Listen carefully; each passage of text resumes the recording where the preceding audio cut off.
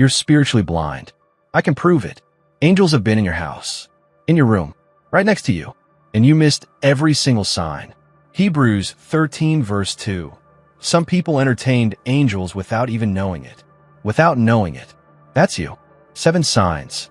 If you've experienced even one in the past month, an angel was present, and you were too spiritually numb to notice. Let's fix that right now. Sign number 1. Unexplained peace during your worst crisis. Everything's falling apart. Your bank account's empty. Your marriage is hanging by a thread. Your health report came back bad. And yet, you're not panicking. There's this strange calm you can't explain. That's not you being strong. That's angelic presence. Philippians 4 verse 7. The peace of God, which transcends all understanding. It guards you when nothing makes sense. Here's the brutal truth. Most of you reject peace when it shows up. You're so addicted to worry that calm feels wrong. You've made anxiety your identity. You wake up and immediately check your phone for problems. You rehearse worst-case scenarios like it's your job. Angels bring God's peace into your atmosphere. But if you're too busy catastrophizing, you'll miss it. When peace hits in the middle of chaos, that's your confirmation.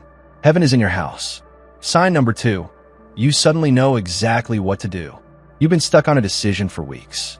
Then boom, like a light switch, you just know. The fog lifts.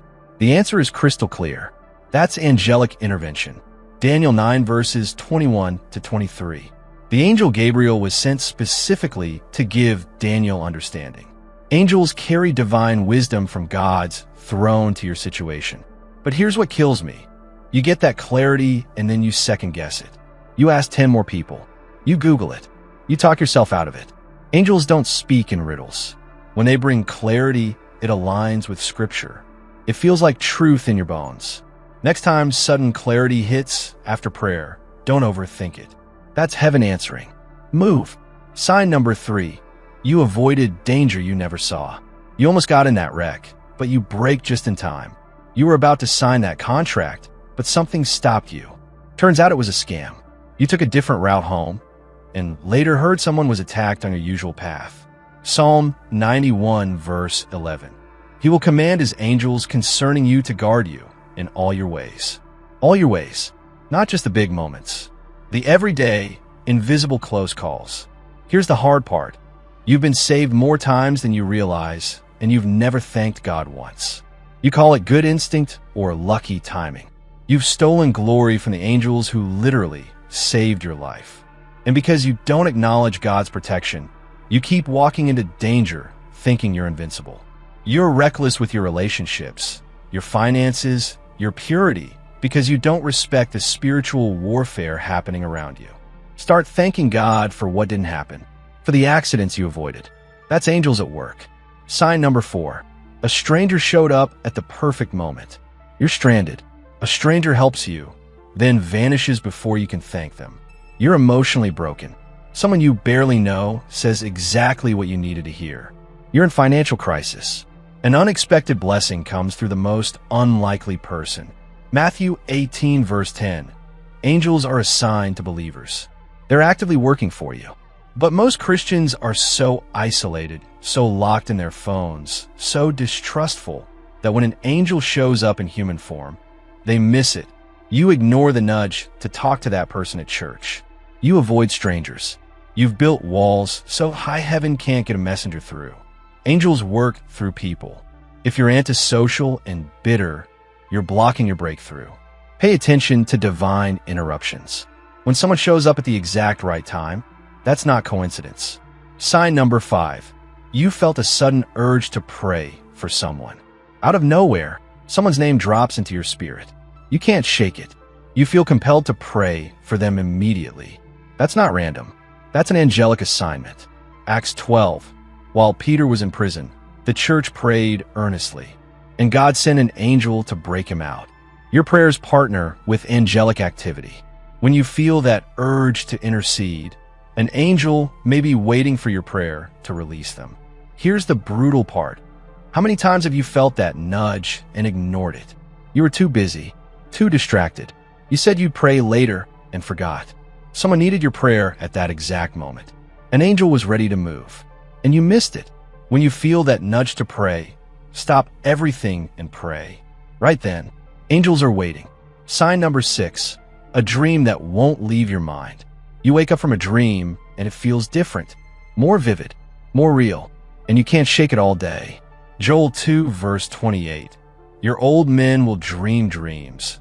Your young men will see visions. Angels communicate through dreams.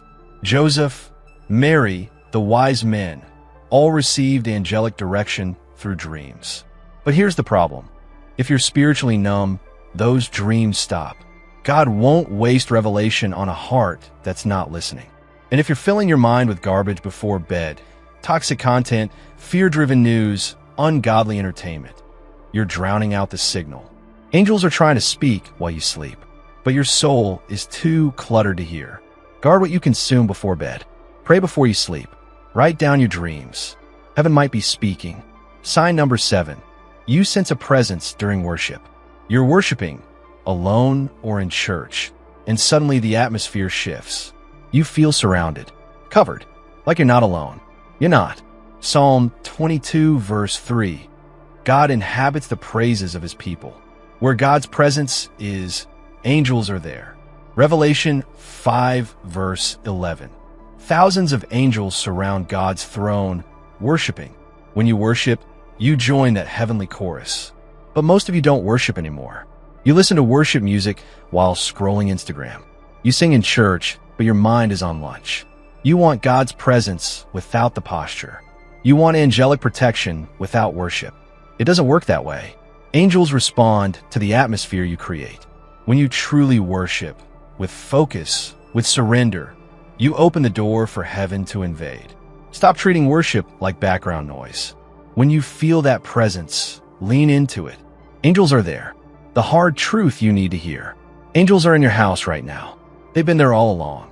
But if you're spiritually asleep, distracted, disobedient, disconnected, you'll keep missing them.